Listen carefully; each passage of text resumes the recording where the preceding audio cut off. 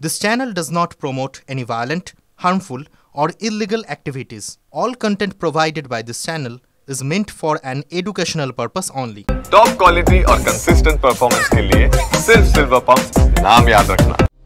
Corona স্মৃতি এখনো তরতাজা। প্রথম সংক্রমণের 5 বছর কাটতে না কাটতেই চীনে খোঁজ নতুন করোনা ভাইরাসের। চিন্তার বিষয়, প্রথম করোনার মতো এই ভাইরাসও মিলেছে বাদুড়ের শরীরে। আরও চিন্তার কারণ, এই ভাইরাসও মানুষকে সংক্রমিত করতে পারে। সাউথ চায়না মর্নিং পোস্টের তথ্য অনুযায়ী চীনে বাদুড়ের নতুন একটি করোনা ভাইরাসের হদিশ মিলেছে, যা প্রাণীদেহ থেকে মানব শরীরে সংক্রমিত হতে পারে, ঠিক যেমনটা 2020 সালে করোনা সংক্রমণের সময় হয়েছিল। নতুন এই ভাইরাসের নাম HKU5CoV2। ইউহান ইনস্টিটিউটের বাদুড় গবেষক জি জেনলিং এর নেতৃত্বে ভাইরোলজিস্টরা এই নতুন ভাইরাসের হদিশ পেয়েছেন। গবেষকরা জানিয়েছেন, SARS-CoV-2 যে ভাইরাস থেকে করোনা সংক্রমণ ছড়িয়েছিল, তার সঙ্গে এই নতুন ভাইরাসের অনেক মিল রয়েছে।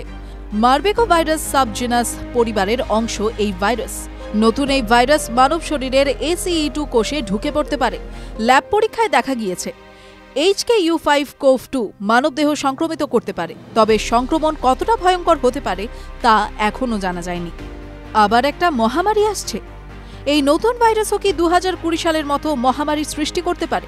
এই প্রশ্নের উত্তরে মিনেসোটা ইউনিভার্সিটির গবেষক ডক্টর মাইকেল ওস্টেম জানান, 2019 সালের পর সাধারণ মানুষের মধ্যে রোগ প্রতিরোধ ক্ষমতা অনেকটাই বেড়ে গিয়েছে, ফলে নতুন করে মহামারী ছড়ানোর শঙ্কা তুলনামূলকভাবে অনেকটাই কম। TV9 Bangla digital.